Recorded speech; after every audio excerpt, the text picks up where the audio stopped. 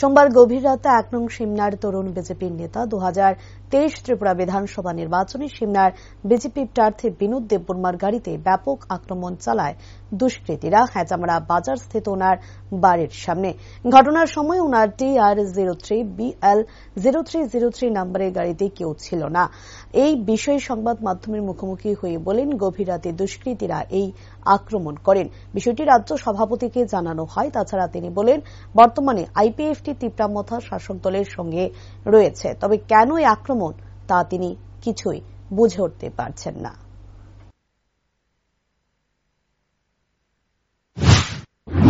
কিন্তু আমার বাড়িতে অফিস ছিল গতকালকে বাইরে থাকছিল 11:30 পর্যন্ত। 11:30 পর্যন্ত কিছু হয়েছে না।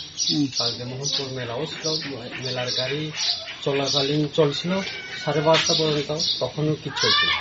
কিন্তু রাত্রে আনুমানিক 1টা থেকে 1:30 এই ঘটনা হচ্ছে। কখন কে বা কারা করছে এখন আমিও করতে পারতেছি না। আমার বাড়ি থেকে কমসে কম 50-60 মিটার হইল গাড়িতে রাখা, তখন জানি না কে করছে। পুলিশ প্রশাসনকে কওয়া হয়েছে? কি মনে হয় আপনার, যে কি কারণে আপনার উপর এই গাড়িটাতে আক্রমণ হতে পারে? বা আজকে এখন তো আমি কইতে পারতাছি না কেন কি কারণে মানুষরা হইতে পারে। এত 14 মাস ধরে আমি এখানে থাকতেছি এই বাজারে, হেজামারা বাজারে। 14 মাস পরেও কিছু হয়েছে না, কিন্তু কালকে হঠাৎ করে কি হলো এটা আমি বলতে পারছি না। আপনার কি কোনো আভাস ছিল যে এই ধরনের কোনো কিছু হতে পারে? আপনি এখানে 14 মাস যাবত যে বসবাস করছেন। না, কেন কি সবার সঙ্গে আমার কোনো দুর্ব্যবহার ছিল না। সবার সঙ্গে আমি চলি, দোকানদার সঙ্গেও সবাই সঙ্গে চলি, যারা এখানে ব্যবসায়ী তাদের সঙ্গেও ভালো সম্পর্ক। কিন্তু এরকম ঘটনা ঘটতে পারে আমি নিজে জানি।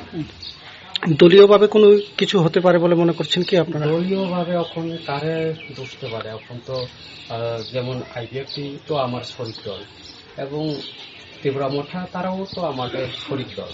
কিন্তু 1-1.5 বছর বা 2 বছর বিধানসভার আগে তো ঠিক আছে আমরা ছিলাম না, তখন ঘটছিল একটা ঘটনা ঘটছিল আমার উপরে। কিন্তু 23 বিধানসভার পরে তো আমার উপরে কোনো এখন পর্যন্ত ঘটনা হয়নি অ্যালায়েন্স হয়ে। এই ঘটনাটা নিয়ে আপনারা কিভাবে দেখছেন দলীয়ভাবে? সেটা দলীয়ভাবে আমি উপরে জানাবো, আমাদের সভাপতি, রাজ্য সভাপতিকে জানাবো এবং মুখ্যমন্ত্রী